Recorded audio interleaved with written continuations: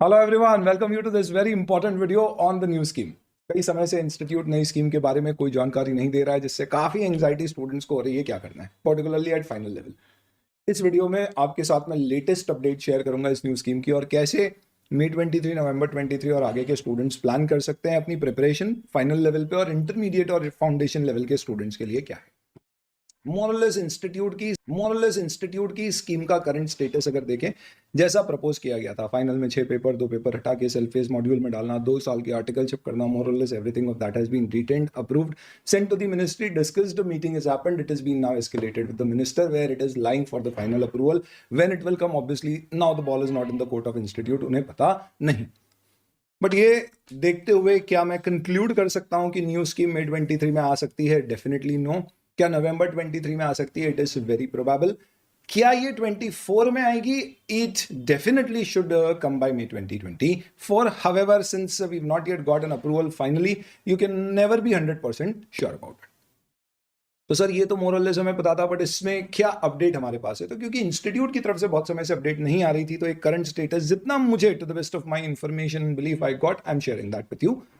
इसमें अब आप एक चीज समझिएगा, इंटरमीडिएट और फाउंडेशन लेवल में हालांकि कुछ चेंजेस है, but that does not affect, क्योंकि वो न्यू स्टूडेंट्स के लिए होगा। इंटरमीडिएट मई 23 एग्जाम देने वाले एज इट इज अपनी तैयारी करते रहें। फाइनल लेवल पर अब अपन आके बात करते हैं कि क्या करना होगा। पहली चीज समझ लो दोस्तों, इंस्टीट्यूट ने प्रपोज किया है कि न्यू स्कीम जैसे ही लॉन्च होगी, ओल्ड स्कीम विड्रॉ हो जाएगी, यानी उसके पैरेलल पेपर्स नहीं चलेंगे, जैसा 2017 में न्यू स्कीम में हुआ था कि कुछ पैरेलल अटेम्प्ट्स चलाए गए थे। लॉजिक सिंपल सा है कि पेपर कम हो गए और 30 मार्क के एमसीक्यू सारे पेपर में प्रपोज किए गए हैं फाइनल स्टेज पे, तो स्टूडेंट डेफिनेटली प्रेफर करेगा शिफ्ट करना है स्कीम में, भले ही वहां नेगेटिव मार्किंग एमसीक्यूज की हो, कंडीशंस अप्लाई। बट इंस्टीट्यूट को शायद ये भी समझना पड़ेगा कि हमारी प्रिपरेशन ऑलरेडी अगर हो चुकी है, तो हम कैसे इमीडिएटली शिफ्ट करेंगे। अगर ये अनाउंसमेंट फरवरी, मार्च, अप्रैल में आता है, तो आखिरी 6 महीने में हम पूरी तरह से कैसे नए 6 पेपर की तैयारी करेंगे। Obviously the papers and the content is not going to be the same. तो इससे 2 चीजें समझ लो। सबसे पहले, definitely we will put up to the institute and we already started doing that कि एटलीस्ट नवंबर 23 या 1 या 2 पैरेलल अटेम्प्ट्स होना चाहिए। स्टूडेंट के पास चॉइस होगी, वो चाहता है या नहीं, पर चॉइस होना चाहिए। बट उसको अगर साइड में रखे, तो मैं अभी से क्या तैयारी कर सकता हूं, because that is subject to discussions. मई 23 के स्टूडेंट्स सावधान, जाग जाओ। आपके लिए अब इस पॉइंट ऑफ टाइम पर सबसे सही मौका है कि आप पूरा एफर्ट डाल के ये अटेम्प्ट में क्लियर कर लें। सर इसलिए क्या? क्योंकि नई स्कीम आएगी तो इसका रिजल्ट बहुत अच्छा आएगा। Let's not speculate in that sense, we always prepare for the worst, hope for the best. Rather I would say कि अगर आपको फिर नवंबर 23 में न्यू स्कीम लॉन्च हुई, पुरानी विड्रॉ हो गई, आपको वापस से सारे के सारे अपने सब्जेक्ट्स में रीअलाइनमेंट करना पड़ेगा as per the new scheme. मैं नहीं बोल रहा पूरा नया पढ़ना पड़ेगा, because 70% of the syllabus is the same, that's what is being proposed. तो मई 23 के लिए स्पेसिफिकली, क्योंकि ये मई 23 अटेम्प्ट इतना इंपॉर्टेंट हो गया, possibly I am not saying for sure, possibly May 23 is the last attempt in the existing scheme. इसके लिए दोस्तों we have brought for you a Vijay Path scheme. बहुत ही थॉटफुली क्यूरेट की गई ये विजय पथ मई 23 के स्टूडेंट्स के लिए। जैसे आप देखना चाहें तो 14 दिसंबर 14th ऑफ दिसंबर 1412 को रात 10 बजे यूट्यूब पे आप इसको प्रीमियर होता हुआ देख सकते हैं, और इसका भाग बन सकते हैं कि कैसे ये स्कीम से हम मई 23 की तैयारी हमारी पावर अप करने वाले हैं। मई 23 के स्टूडेंट्स को डेफिनेटली पूरा जोर लगा देना चाहिए, जितना लगा रहे थे उससे 2 गुना, और क्लियर करके बाहर हो जाना चाहिए सिलेबस से, स्कीम से। अगर आपकी एग्जाम नवंबर 23 या उसके बाद आती है, तो मुझे क्या करना चाहिए? तो let me first give you what is the content और द सिलेबस चेंज, अकॉर्डिंगली आप प्लान कर लो। I will not talk about all the subjects and syllabus, I will particularly talk about my subjects. Financial reporting में major change है 30 mark के MCQ. ये खुशी की बात है, समवेयर और the other this is something which is already breeding in the institutes mind. इस कारण से अगर आपने देखा होगा कि अभी जो हमारी एफआर की लेटेस्ट बैच है, जिसमें 100 लेक्चर्स 340 आवर्स में पूरा एफआर रेगुलर बैच में कवर किया है, we have taken MCQs in the class and we have given lecture wise, topic wise MCQs for practice to the students also. तो 30 mark के MCQs आएंगे, number 1। And number 2, integrated reporting CSR type के chapter हटके accounting और technology और इस तरह के कुछ छोटी chapters, couple of chapters will be incorporated. 5 mark का बेसिकली आप समझ लो कंटेंट चेंज होने वाला, अदरवाइज मोर और less it's going to remain the same. So there will be as such no change there. Major change है possibly audit के syllabus में. It has been trimmed down and रीअलाइंड.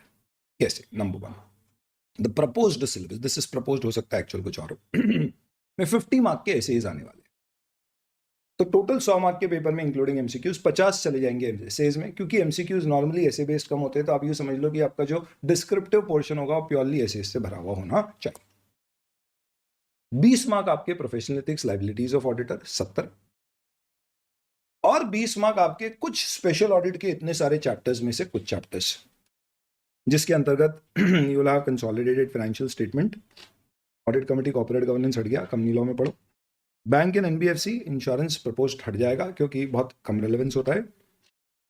Public sector undertaking का audit will be retained. Internal audit रहेगा, operational management audit हट जाएगा. Trail audit की एक introduce कर दी जाएगी, बिकॉज यू नो कि कंपनीज एक्ट के कुछ चेंजेस हुए हैं जिसमें अब अकाउंटिंग सॉफ्टवेयर में ट्रेल रखना मैनेजमेंट के लिए और उसको चेक करना ऑडिटर के लिए जरूरी है. इन्वेस्टिगेशन, ड्यू डिलिजेंस और forensic auditing will be change to forensic accounting. जो डिजिटल ऑडिट टेक्निक से वो हटा दी जाएंगी क्योंकि वो एक इलेक्टिव पेपर का पार्ट है, सेल्फ पेज लर्निंग. इसके अलावा आपके कंपनी ऑडिट के सारे चैप्टर्स एक्सक्लूड कर दिए जाएंगे, उसे आप कंपनी लॉ में डिस्कस करेंगे. कारों का हो सकता है कुछ एक सेपरेट इंप्लीकेशन हो, अदरवाइज सब बाहर. एक नया चैप्टर आपका बेसिकली कुछ development, social development goals, environment, social governance, assurance related कुछ इमर्जिंग टॉपिक्स हैं, इनका कुछ 5 मार्क का वेटेज होगा. और digital accounting, sorry digital auditing which is automated environment वाला आपका टॉपिक, वो एक 5 मार्क का वेटेज रखेगा. यानी दोस्तों, अगर आप ऑडिट की बैच अभी ले रहे हैं तो आप ध्यान दें, आप वही बैच प्रेफर करें जहाँ पे एसेज का एग्जॉस्टिव कवरेज है. एसेज में इन्होंने प्रपोज किया है कि जो एसेज कुछ एक्सक्लूड किए थे फाइनल के सिलेबस से वो सब इंक्लूड कर दिए जाएं, विच इज 800, 2000, 3000, 4000 सीरीज, और पूरा फोकस पेपर पे एसेज पे बना दिया जाएगा. क्योंकि बाकी सारे टॉपिक्स में मगिंग अप है एक्सेप्ट प्रोफेशनल एथिक्स और company audit. Company audit company law में शिफ्ट कर दिया, यहाँ से पूरा हट गया. Professional ethics will remain as it is.